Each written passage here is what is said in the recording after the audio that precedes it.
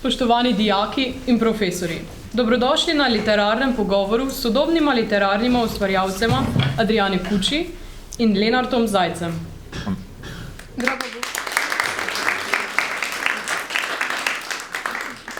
Draga gosta, dobrodošla na Ljutomerski gimnaziji. Hvala. Hvala. Literarni festival Oko besede je od leta 1995 stalnica kulturnega življenja v Murski Soboti in širše v Pomurju. Gre za srečanje pisateljev, ki pišejo za otroke in mlade, literarnih strokovnjakov, bibliotekarjev, književnih pedagogov in založnikov. Zbrani obravnavajo aktualna vprašanja mladinske književnosti ter izmenjujejo medsebojne izkušnje in dognanja. Vrhunec srečanja predstavlja podelitev večernice, nagrade za najboljše slovensko mladinsko literarno delo, ki je izšlo v minulem letu. Letošnjo večernico bo prejela pripovedovalka in pisateljica Špela Frlic, s katero smo se dijaki GFML že srečali v okviru projekta SKUM, ko je z nami delila svoje pripovedovalske izkušnje. Vsebinska stalnica festivala so tudi literarne matineje na pomurskih osnovnih in srednjih šolah ter vrtcih, ko avtorji vstopijo v šolski prostor in mladim omogočijo neposreden stik z literaturo. Adriana Kuči je novinarka in literarna ustvarjalka iz Sarajeva, ki zadnja leta živi in ustvarja v Slovenskih Konjicah. Lani je izšel njen prvi roman v slovenskem jeziku, ki ga je naslovila Ime mi je Sarajevo. Gospa Kuči, rodili ste se v Sarajevu in tam tudi odraščali. Še vedno se zelo radi vračate v rojstni kraj. Kaj je tako posebnega na njem in kaj vas vedno znova privlači? Katere lepe spomine vam vzbuja? Dober dan. Jaz mislim, da je to Sarajevo ima neko svojo magijo. Ne? Vsi ljudje, ko pridejo v Sarajevo, tudi vi, ko boste prišli v Sarajevo, boste videli, da zgodi se nekaj, zaradi česa ljudje imajo radi Sarajevo. Jaz pa ga imam rada tako, kot vi imate radi Ljutomer.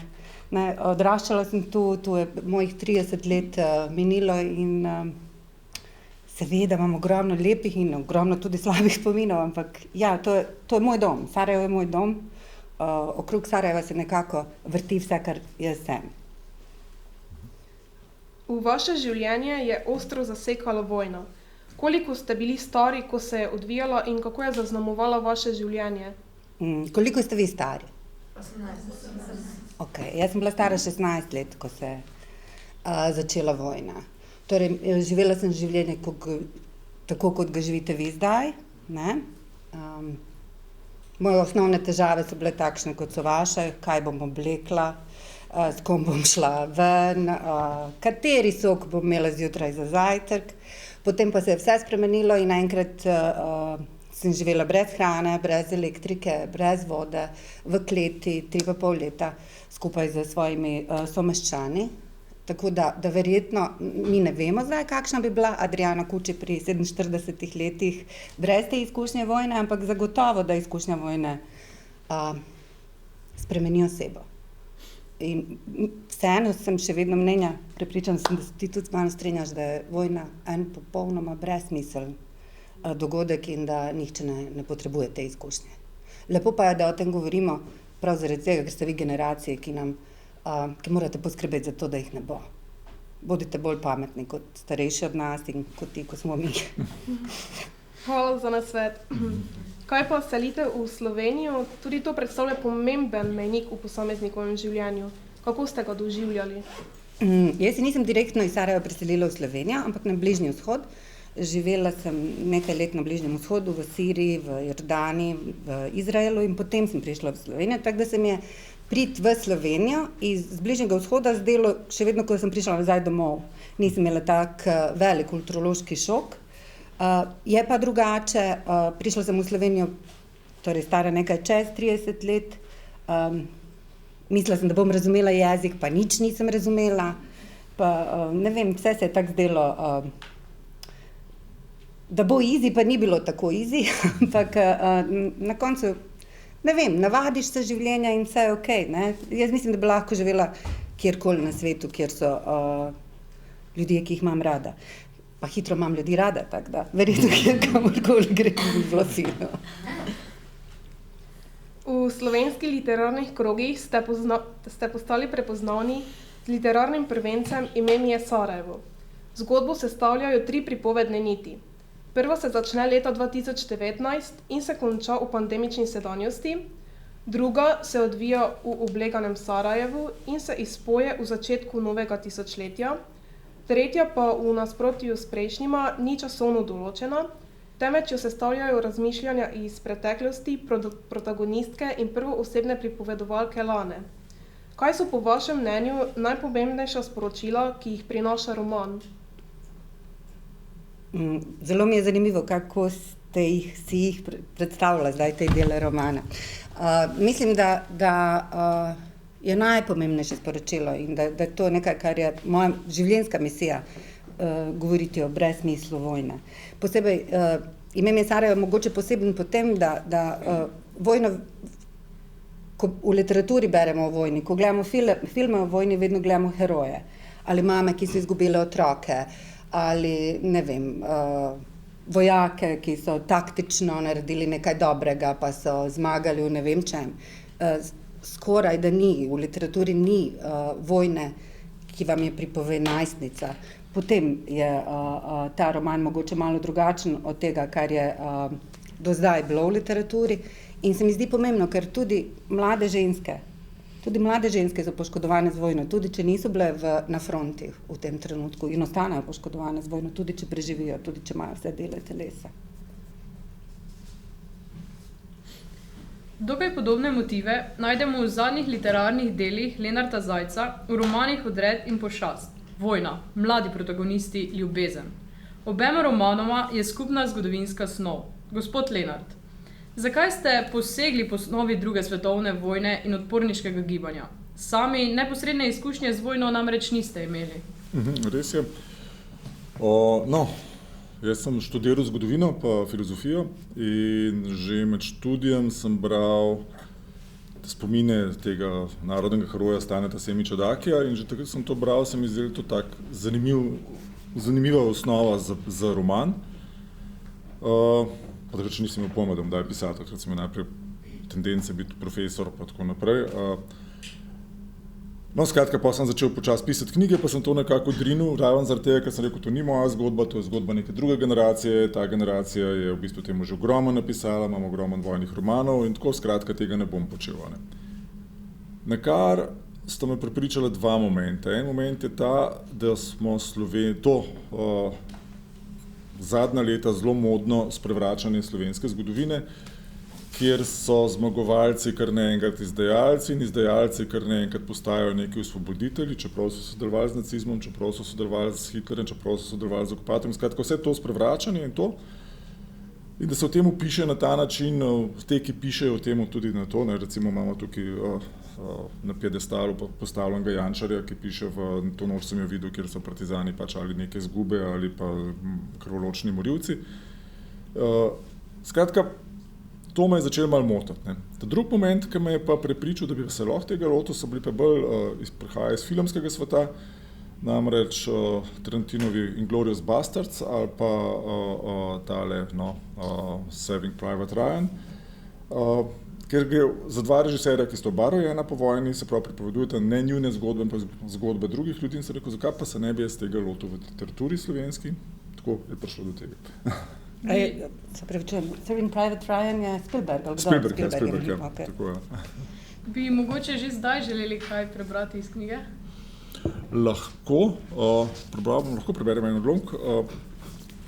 Tukaj bi sam povedal, ker sem se pa lotil pisanja tega, vzel sem za osnovo tega, točno te Staneta Semiča Dakija, se pravi njegovo to spomine vojne najboljše so padli. Enostavno zaradi tega, ker mi je dal tukaj zelo lep tak gabarit za roman, časovni pa vse dogodke, tako pa se pravi, junake sem si pa sam zmislil. Ampak osnovna študija tega romana mi pa to človeško razčlovečenje, ki ga naredi vojna. Se pravi, moji junaki so stari približno toliko vi, ker poprečna starost slovenskega partizana je bila nekje med 16 in 25 let, oziroma 15 do 25, to je teh 10 let. In se pravi, če si predstavljate, da bi vi jutri morali se odločili, se vas ne noben silil, da bi se odločili, da greste kar naenkrat živeti v gosti in se boriti z nekom, ki je 100-krat močnejši od tebe. moraš biti malo zelo idealističen, zelo otročji ali pa malo sekan, da se tega lotiš na ta način. Ker moramo vedeti, da to je bil čas, kjer je Nemčija oziroma te fašistične sile so zmagovale na vseh frontah, nič ni kazali, da bo kar naenkrat konc in te fante, da so se tega lotali, ne vem, tako, zelo utopično, kot da bi šel danes v gost pa se začel boriti proti Ameriki. Čeprav Amerika sicer ni tukaj, ampak okej, dal bi se verjeti. Skratka, zelo en tak hud idealizem.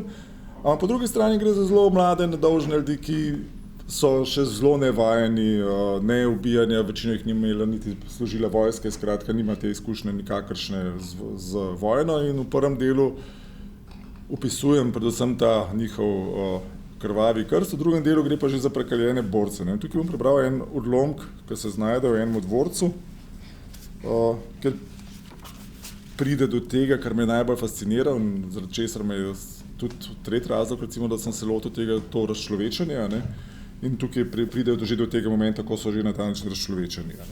Skratka.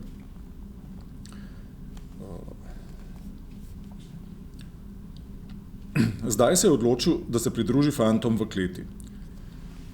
Tu se je zdaj zbralo že precej borcev, ki so si dali duška z vinom in ostalimi zakladi, da je bilo vzdušje čarobno, kot bi vstopil v predvojno beznico, le da bi ti stregli z najboljšim vinom, ki ga lahko sploh sanjaš. Gusti je pograbil prvo steklenico, ki mu je prišla pod roke, je odprl in sedel Gregorju. Preveč je bil utrujen, da bi se vključeval v pogovor, je pa z užitkom poslušal, napol priprl oči, pil vino in se popolnoma sprostil. Veš, kaj mi je edino žal, je vprašal Gregor, medtem ko je Fani praznila svojo steklenico šampanjca. Toliko čudovitega vina in dobrot, mi pa moramo dvorec požgati in vse bo šlo v nič. Teodor je žalostno vzdihnil.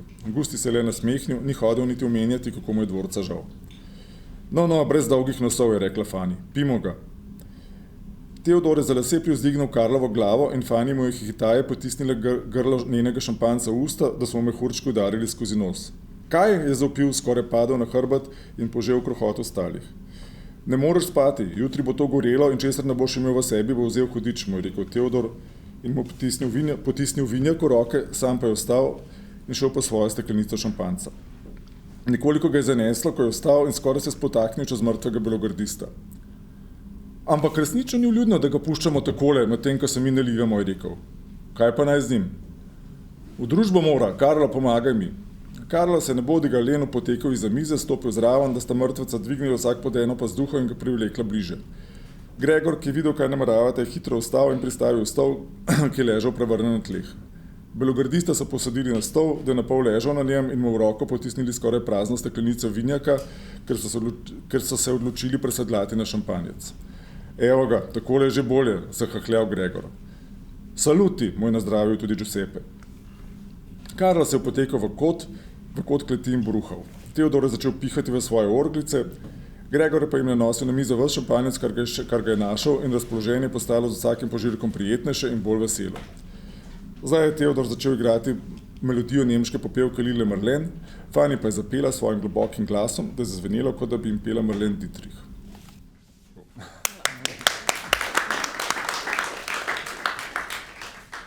Katera sporočila pa prinašata vaša zadnja romana? So podobna tistim, o katerih je govorila gospa Kuči? Ja, absolutno, da je vojna nesmiselna, da se je treba izogibati. Večina teh mojih junakov, tisti, ki boste brali, ne konča najboljš, tudi ti, ki preživijo vojno, jim ni najlepš. Skratka, vojna ne prinaša nič dobrega. Je pa res, da se včasih te vojne zgodijo, tako kot se je zgodila ta nam, kot se je zgodila tudi v Bosni, ki so ti enostavno vsiljene in si ne moreš izogniti. Moraš takrat pač zagrabaš in se poskušaš preživeti na tak ali pa drugačen način. Jaz verjamem, da danes povprečen Ukrajinec ni srečen, da se more karkoli se mu tam dogaja, in da se mora boriti in tako. Ampak življenje se dogaja, tako kot ti zdaj pravkar prebral, ne? Tudi ko je vojna, življenje se dogaja. Življenje pa se dogaja, seveda, ja. Življenje je vedno to, ki zmaga, hvala Bogu. In tudi življenje se dogaja tudi v tem, da oni vlečejo truplo. Sabo, življenje je. Ja. Tudi truplo lahko, se pravi, smrti se lahko norčujemo. Tako, iz vsega. Ja, in to se mi zdi ta bistvo človeškega, da v bistvu, dokler se lahko norčujemo iz nečesa, je še vedno ohranjamo človečnost. In tudi to je zanimiv pojav vsem diktatorjem, ne, in vsem tiranom gre najbolj v nos satira na njihov račun. Ne. Tega ne prenašajo. Ne. To je en tak zanimiv fenomen, da v bistvu nimajo smisla za humor, ne. Zlasti na lasten račun. To je zelo zanimiva misel. Zadnjič sem prebrala prav, da je nek politik iz prejšnje vlade govoril proti slovenskemu radijskemu satiriku, ki je umrl par dni nazaj. Sašo Hribarju, ki je, če sem jaz v redu razumela, pa vseeno enih 10 let živim tu, velika zvezda med slovenskim narodom, ne? Vsi so ga imeli zelo radi, njegov humor. In humor je tisto, kar nam je potrebno, da preživimo. Ne samo, da živimo, da preživimo.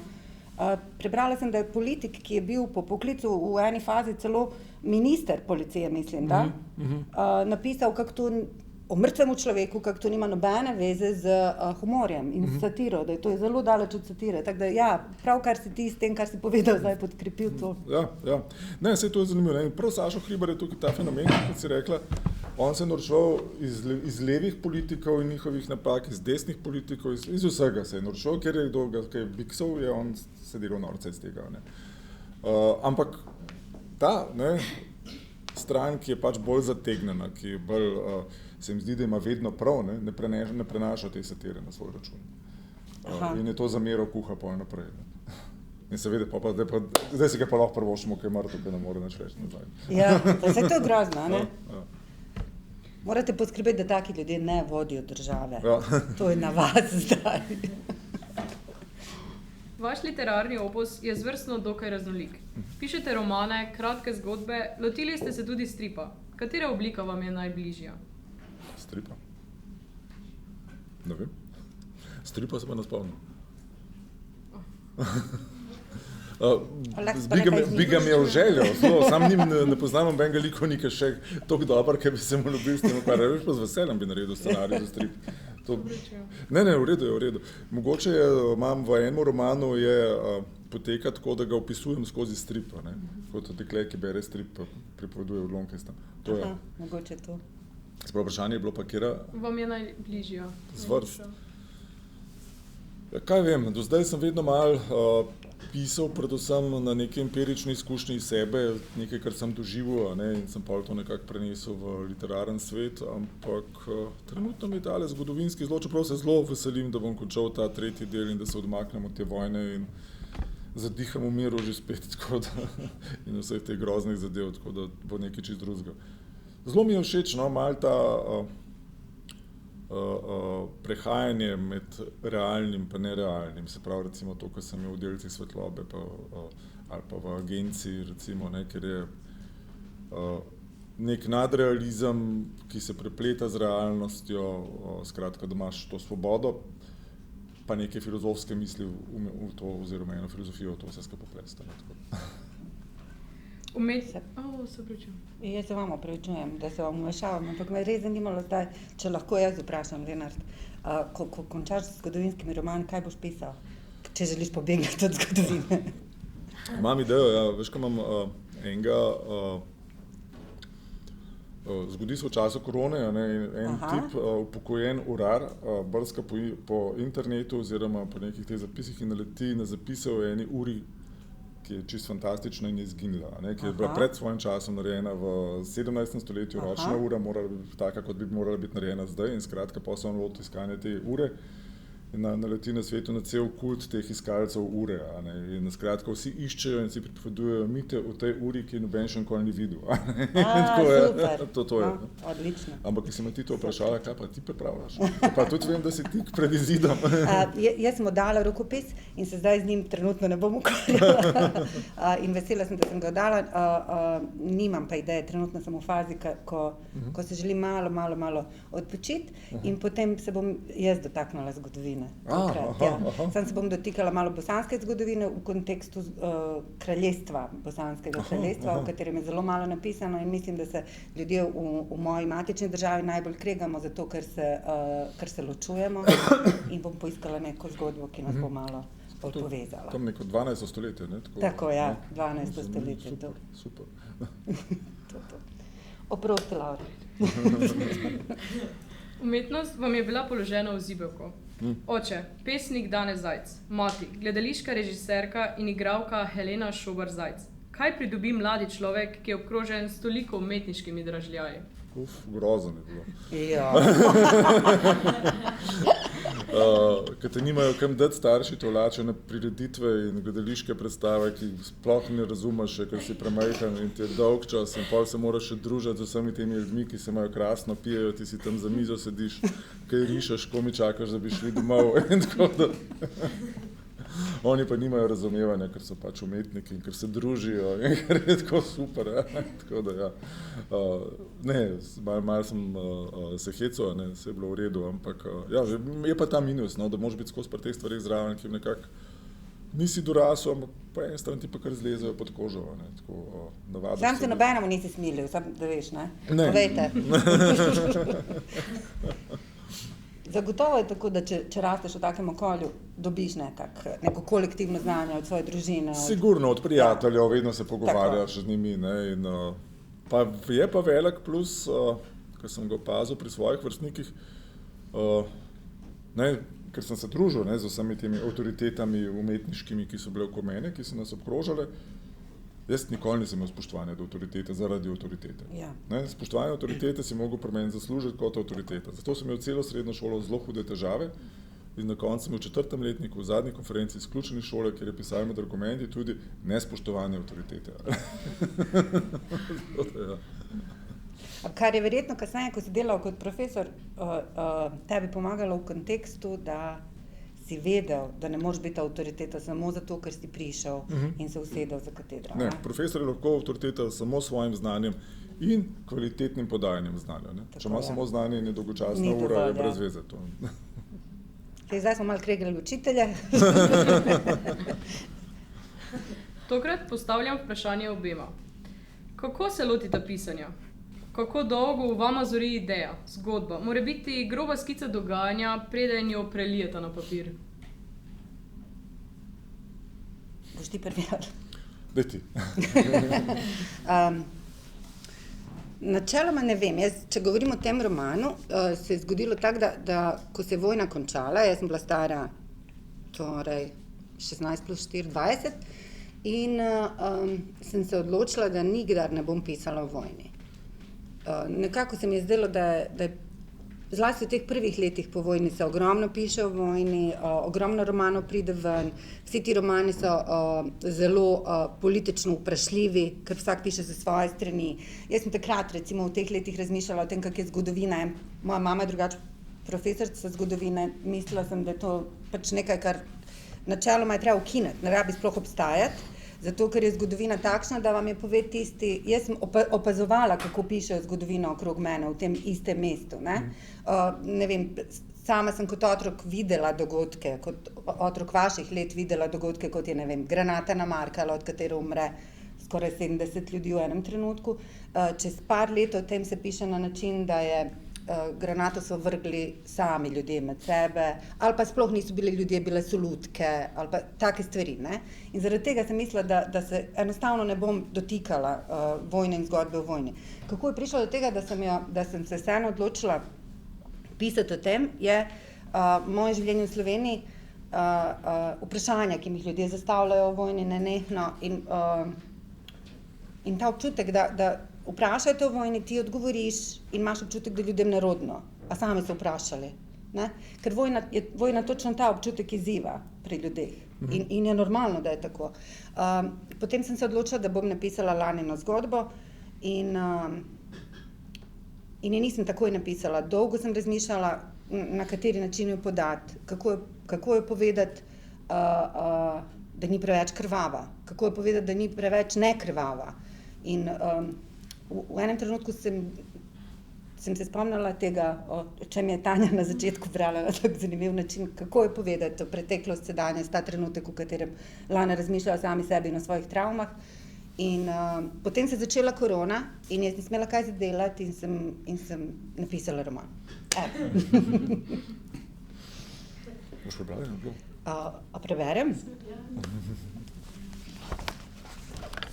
Preden začnem, saj veste, slovenščina ni moj prvi jezik, ne? Kje pa sem? Dan je bil siv, čeprav ni bilo tako strašno mrzlo. Ob 3:30 popoldne je pred vhod v blok padla granata. Tako blizu, da je nisem slišala. Bila je samo ta svetloba, zamolkla, temna po robovih in sredi treptlikajoča.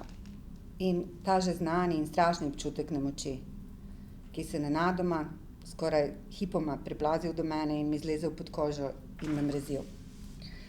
Aida je sedela za mano in vse, česar se spomnim, so kriki in to, da ne morem ostati, ker Aidino neživo telo leži čez moje.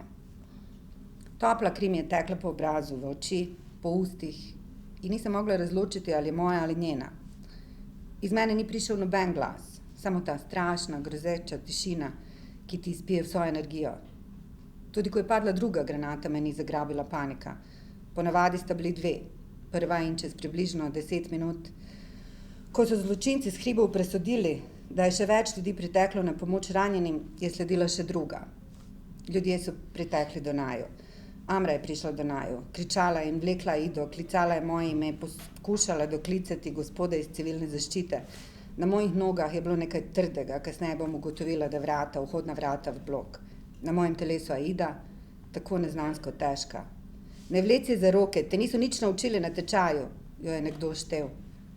Vedela sem, da misli na tečaj Rdečega križa, obiskovali smo ga redno, da bi si v težkih razmerah znali pomagati sebi in drugim, so govorili. A si fukjen ali kaj? Komaj sem prepoznala njen glas. Misliš, da lahko preživi brez glave? A res misliš?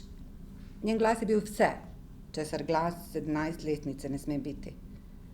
Njen glas je zvenel, kot zveni strah ali smrt, kri, vojna, vsa njena absurdnost. Ob misli na Aidino telo brez glave me je začelo tresti. Ni bila prva oseba, ki sem jo videla umreti. Bila je prva oseba, ki je umrla na meni, dobesedno. Misli so mi, kot izgubljena jata ptic, ki ne vedo, kje je jug, rojile po glavi. A je umrla na meni? A je umrla in potem padla na mene? A umreš v trenutku, ko imaš odsekano glavo? Ali si še malo živ? Ali je takrat tudi glava na drugi strani še živa? Pred to granato nekaj minut, sekund, mi je vzhičeno razlagala, da je dobila vijoličasto barvo za lase, od mamine prijateljice, ki je frizerka, da si bo zvečer pobarvala lase. Všeč je bil Dario. Dario in njegova družina so pobegnili pred sovražnikom iz svoje hiše v Otesu, v blok ob našem, prazno stanovanje. Dario je malo pred granato prišel v svoje izmene s fronte. Še vedno je bil v uniformi, ni se še umiti in preobleč, star je bil okoli 20. Z njim pred tem dnevom nisem spregovorila niti besede. Zdelo se mi je, kot da ga pogovor z menoj niti ne bi zanimal, da ga jaz ne zanimam, zato se mu nisem približala. Enkrat pred tem je njegova mama prišla ven, pred blok in nam, otrokom, vsakem dala eno čebulo in eno zeljno glavo. To je prinesla od doma. Podelila je z novimi sosedi, da se ne pokvari. Čebula in zeljna glava sta takrat tu, med alipašinskimi bloki, preden smo iz parkov in igrišč poskusili narediti vrtove, bili neprecenljivi. Mama je bila sivolasa, visoka, vesela. Nosila pa je črna oblačila. Še danes ne vem, ali je za kom žalovala in ne spomnim se njenega imena. On, Dario, je okrog vratu nosil verižico z 2 obeskoma, križ in koran. Vprašala sem ga, čemu. Tisti popoldan. Zato, da me Bog čuva, vseeno kateri. Itak je le eden, je rekel. Ta dan mu je granata ubila dekle, ki to uradno še sploh ni postalo. In očeta. In mu trgala obe nogi tik pod zadnjico. Ta granata je ubila in ranila ogromno ljudi. Pogosto se spomnim nanj, Darja, čeprav ga potem nikoli več nisem videla.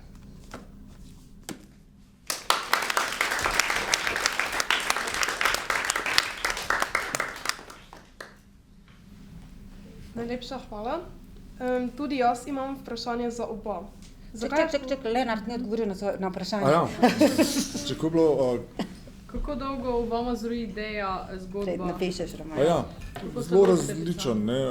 Recimo za prvenc 5 do 12 sem se ga lotil že v srednji šoli, pa ga dal na stran, pa spet mal in je počas rastel. Se pravi, tisto je bilo izdan, oddal sem ga leta 97, srednjo šolo sem končal 86, se pravi nekih 11 let. Ne. Za tele je prišla ideja, ko sem bil na faksu, se pravi, to je začetek 90, šlo je zdaj, se pravi 30 let, tako da različno, ne, za delce svetlobe se mi je potrla praktično jutr sem se zbudil ob 4 zjutraj, pa mi je padla ideja v glavo, da bi lahko pa to zanimiv roman, da bi se ga tako lotil, pa takoj in sem se lotil pisati. Tako težko definirati, ne, od zgodbe do zgodbe različen.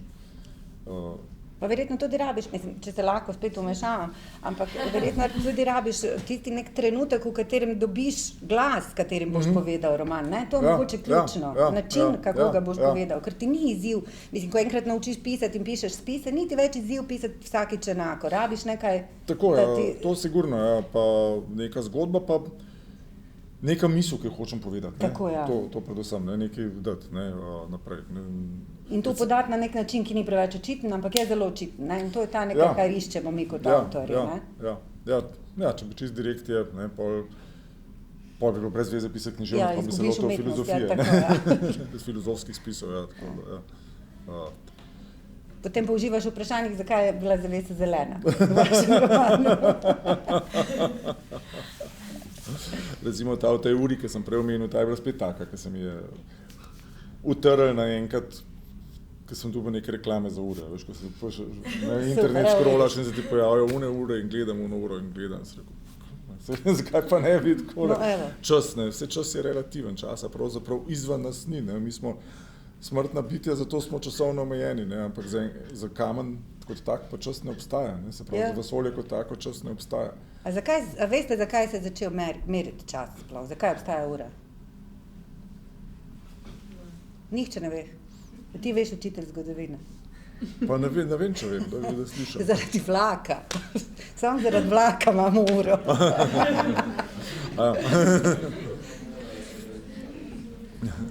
Pred vlakom mi nismo potrebovali, natančno. Ja, no, smo. Ja, ampak ne na tak natančen način. Ne na ta ročna ura, to pa ja. Tudi jaz imam vprašanje za oba. Zakaj je potrebno, da mladi beremo leposlovje in kje vidite največjo vrednost branja? Za mlade pa lahko jaz, kar povem. Glede na to, da imam 2 hčeri stari, približno toliko, oziroma sta 19, zdaj gre, sta prvoletnik faksa. In moram reči, govorite predvsem lepo slovenščino. Obenem imam pa kar nekaj prijateljic, ki prihajajo, ki pa govorijo neko, ker ne veš točno, te punca, zdaj govoriš anglešk z mano, ali slovensk, ali lahko prevod mogoče, da en jezik tle zložimo, ne? Malo karikiramo, ne? Ampak skratka, ne? Moram reči, moji hčeri bereta in imata ta slovenski beseden zaklad. Ne? Če ne bereš in visiš samo na družbenih omrežjih, se pravi od TikToka do Instagrama, kaj vse še obstaja, imaš prijatelje po celem svetu, v katerih seveda komuniciraš v angleščini. Bereš pa ne.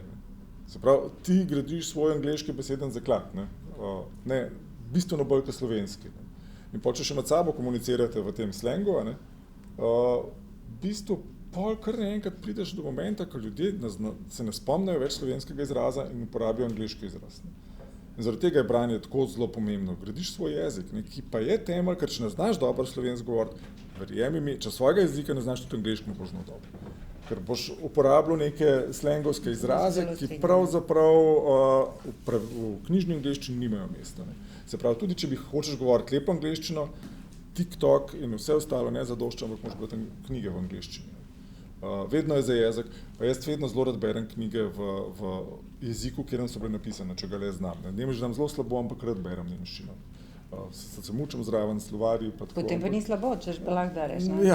Ja, to berem lahko, ja. Ampak skratka, lušten je začutiti avtorjev jezik, vse so lahko odlični prevodi, pa vse skupaj prevod je prevod. Ne? In če pa bereš avtorja tako, pa začutiš njegovo misel drugače, kot je, če ti jo samo nekdo pripoveduje. Ne? Recimo tudi, če greste na dijaško.net in dobite opis ene knjige, je to spet nekdo, ki ti poda svoje mnenje v knjigi, se pravi, naredi nek povzetek, ki bi vi mogoče, pa če bi sami prebrali to knjigo, bistveno več potegnili iz tega. Zato je fajn, da berete sami, si vzeti ta čas, pa predvsem tudi to je pa pomembno za vas same, za osebnost, vzeti si čas za stvari. Ne? Ker danes, odkar imamo pametne telefone, nam ni več dolgčas. Vedno, kaj sediš, včasih si gledal v luft, pa kaj razmišljal, pa gledal ljudi, ki hodijo mimo, pa reklame, pa tako. Pa si gledamo tisto, pa nekaj listamo, pa nekaj scrollamo, pa tako pa že mine čas. Skratka, tega časa za dolgčas ni več. Ampak ko se dolgočasimo, smo najbolj kreativni. Takrat se začnemo izmišljati nove stvari, nove ideje prihajajo. Dolgčas je izjemno pomemben faktor v razvoju človeštva. In če to ukinemo misli, pol smo kar naenkrat samo na nekem programirani misli, ki jo dobimo preko telefona. Zato je branje knjig pomembno, ker bereš, se dolgočasiš, razmišljaš o knjigi in ta čas zase, vzeti si čas zase je zelo, zelo pomemben v življenju. Pa verjetno tudi zato, ker ko bereš knjigo, se ti dogajajo stvari, ki se ti pravzaprav niso zgodile. Potuješ skozi neke popolnoma druge zgodbe, drugih ljudi, na drugih celinah, na drugih časovnih obdobjih. Kar ti tudi pomaga, da začneš razmišljati iz neke perspektive, ki ni več perspektiva samo TikToka, ki ni pa perspektiva YouTubea iz naših časov, ali pa ne vem, kako se to spremenja. Svet postaja trenutno, vsaj to, kar si rekel, scrollajo, svet postaja točno takšen, da ni prostora za ustvarjalnost.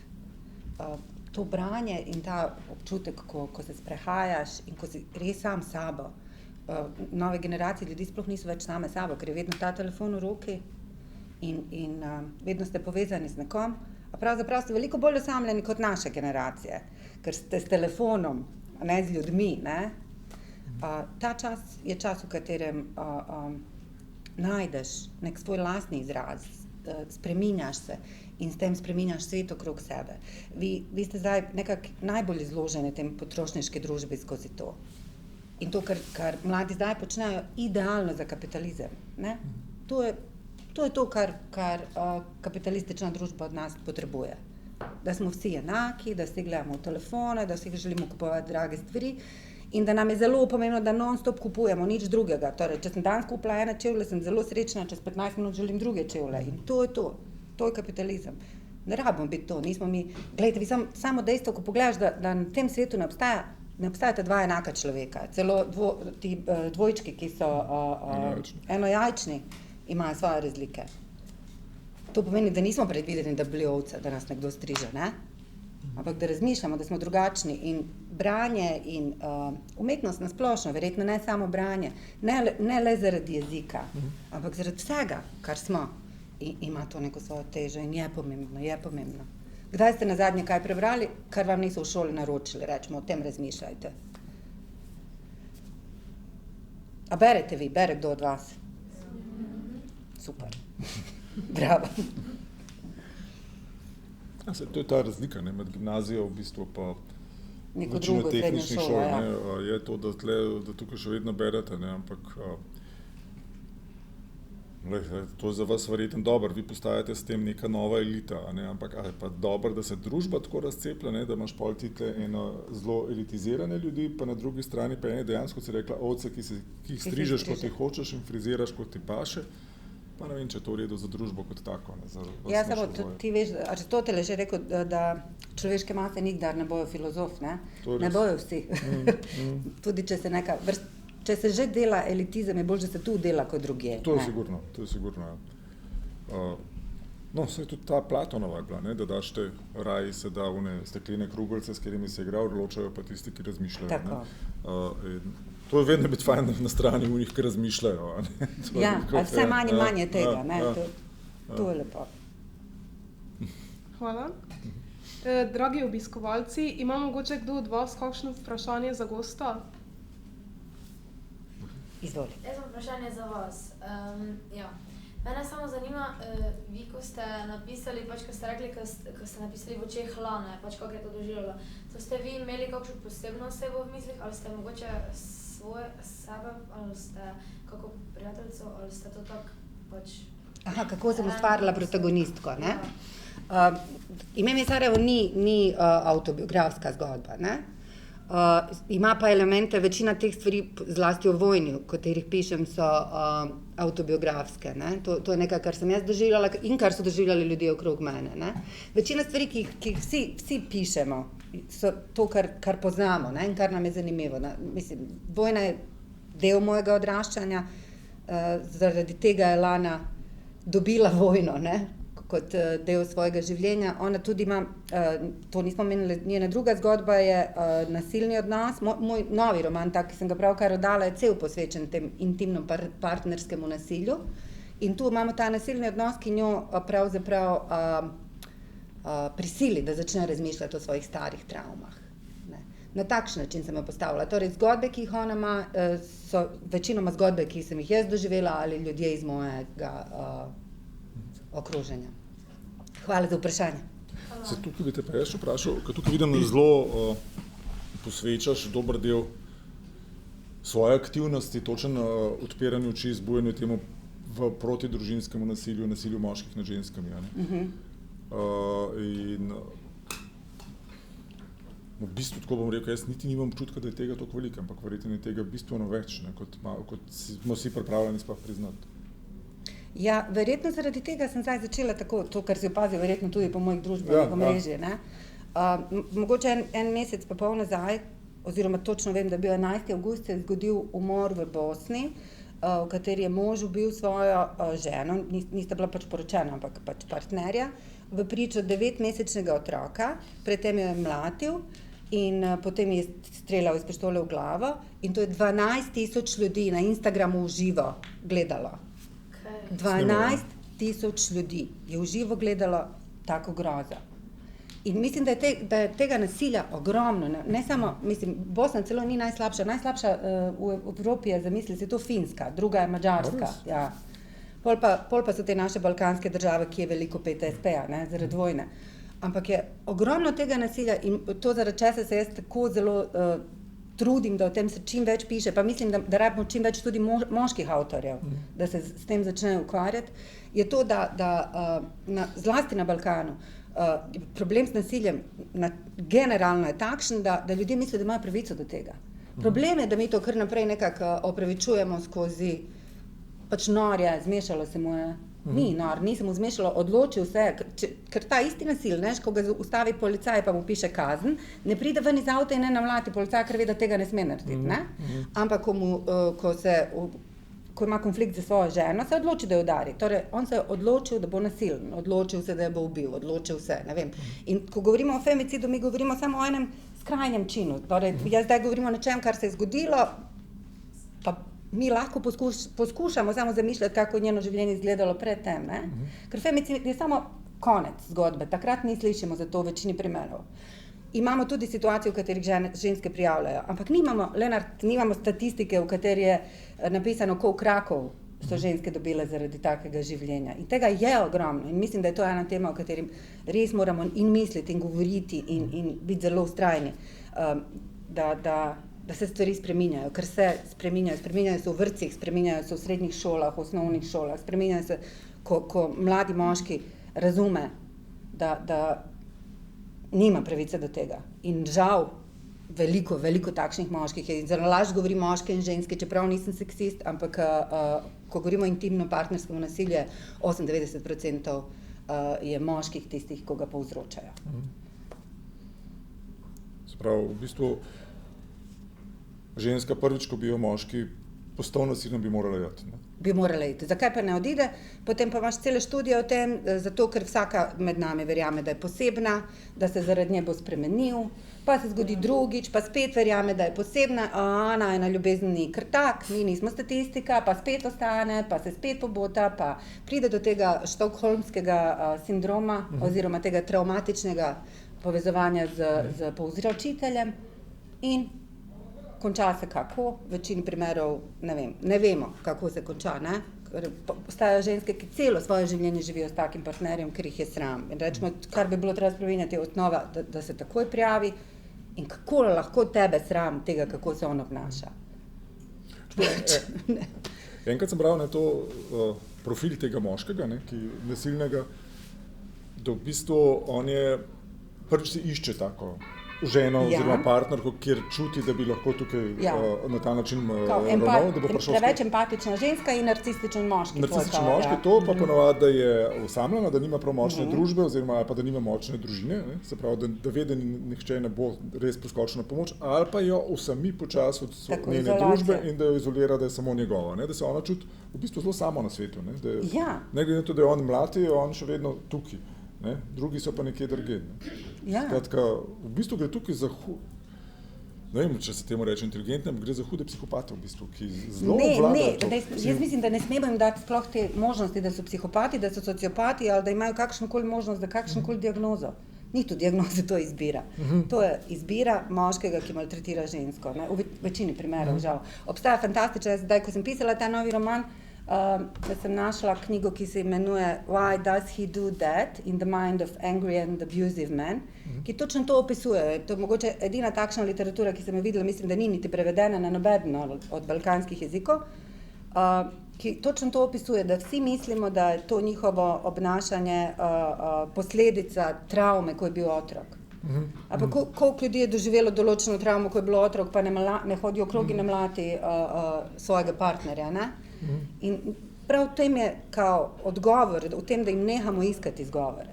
Ni izgovora za obnašanje, tudi če si psihopat, sociopat ali narcis ali karkoli, obnašal si se neprimerno in družba mora zelo, zelo biti glasna glede tega. Prav zaradi tega, ker si ti prej rekel, pa ti si zelo družbeno angažiran človek, pa si mi rekel, imam občutek, da tega ni tako veliko. Ja, nimaš, ne? To. Ker se ne govori dosti o temu, ne piše se dosti o temu. Ampak če pogledaš statistiko, vsaka tretja ali četrta ženska je doživela nasilje. Ne? Vsaka tretja mlada ženska je doživela neko obliko spolnega nasilja. Mislim, to je grozno in te stvari se morajo spremenjati. No, punce, postavite se zase. Tako. Še kakšno vprašanje?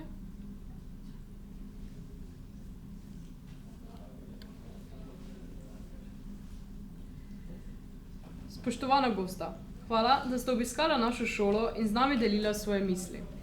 Veseli smo, da smo lahko pogukali v vajin ustvarjalni svet. Verjamem, da smo koga od izbranih navdušili, da bo posegal po vajinih knjigah. Želimo vam še veliko popisanih strani. Hvala lepa, hvala, da ste nas poslušali in povabili. Hvala.